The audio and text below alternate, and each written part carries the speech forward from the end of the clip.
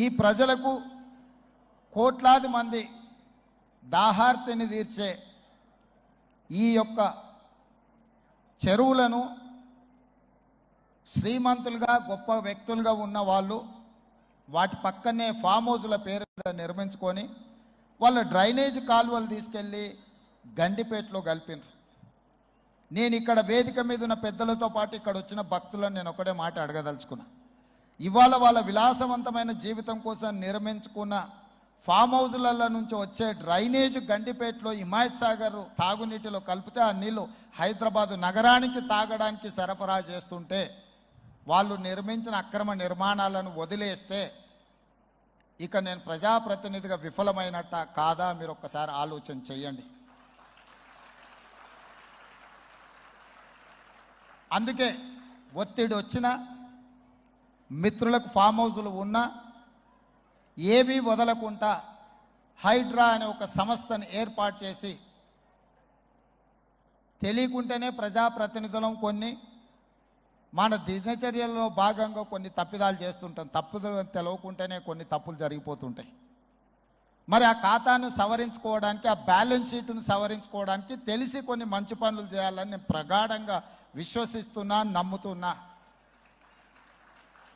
ఆ తెలిసి చెయ్యాలనుకుంటున్న మంచి పనులో భాగము ఈ చెరువులను చెరబట్టిన వాళ్ళ నుంచి విముక్తి కలిగించాలన్న ఏకైక లక్ష్యంతోనే ఈరోజు చెరువులను ఆక్రమించుకున్న వాళ్ళను ఎవరిని వదలకుండా ఉక్కు పాదంతో అణిచివేయాలన్న ఆలోచన, అందులో నిర్మాణాలను ఏ ఒత్తిడి వచ్చినా వెనక్కి తక్కకుండా తొలగించాలన్న ఆలోచనతోనే ఈరోజు ఈ చెరువులలో ఉన్న అక్రమ కట్టడాలను కూలగొడుతున్నాము.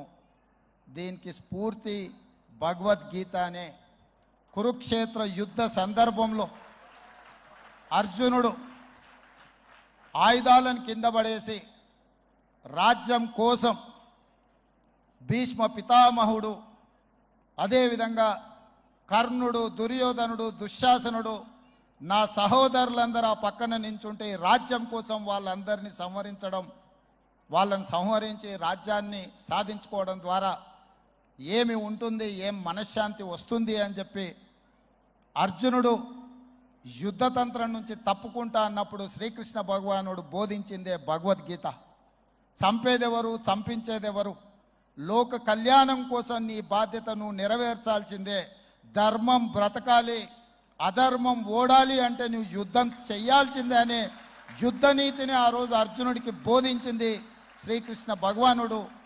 ఇవాళ ఆ శ్రీకృష్ణ భగవానుడి బోధనానుసారమే ఈరోజు ఈ చెరువులను కాపాడే కార్యక్రమాన్ని నేను తీసుకుంటున్నా. నాకు తెలుసు ఈ చెరువులలో నిర్మాణమైన విలాసవంతమైన ఫామ్ హౌజులు ప్రభుత్వాన్ని ప్రభావితం చేయగలిగిన స్థానాలలో ఉన్న చాలామంది వ్యక్తులు ఉన్నారు. ప్రత్యక్షంగా ప్రభుత్వంలో భాగస్వాములు అయి ఉండొచ్చు, లేకపోతే సమాజం మీద బాగా ప్రభావితం చేయగలిగిన వ్యక్తులు ఉండొచ్చు. కానీ వాటన్నిటినీ నేను పట్టించుకోదలుచుకోలే. ఇది భవిష్యత్ తరాలకు, ఇది రాజకీయాలకు సంబంధం లేదు. నేను స్పష్టంగా చెప్పదలుచుకున్నా. రాజకీయాల కోసమో లేకపోతే రాజకీయ నాయకులను కొంతమందిని దృష్టిలో పెట్టుకొని చేపడుతున్న కార్యక్రమం కాదు ఇది. భవిష్యత్ తరాలకు, మన పిల్లలకు, వాళ్ళ పిల్లలకు వారసత్వంగా మనం అందించే సంపద ఈ సరస్సులు, ఈ నదులు, లేకపోతే ఈ రోజున్న ఈ చెరువులు. ఈ ప్రకృతి సంపదను మనం విధ్వంసం చేస్తే ప్రకృతి మన మీద కక్ష కడుతుంది. ప్రకృతి మన మీద ప్రకోపిస్తే మనం చెన్నైలో చూసినాం, అదేవిధంగా ఉత్తరాఖండ్లో చూసినాం, నిన్నగాక మొన్న వాయనాడు మనం కేరళలో చూసినాం. ఈరోజు ఇలాంటివన్నిటిని దృష్టిలో పెట్టుకున్నప్పుడు ఈ హైదరాబాదు నగరాన్ని రక్షించుకోవాల్సిన బాధ్యత మన అందరి మీద ఉన్నది. ఇది ఒక సుందరమైన నగరం. ఈ నగరానికి ఈ చెరువులే ఒక అందం.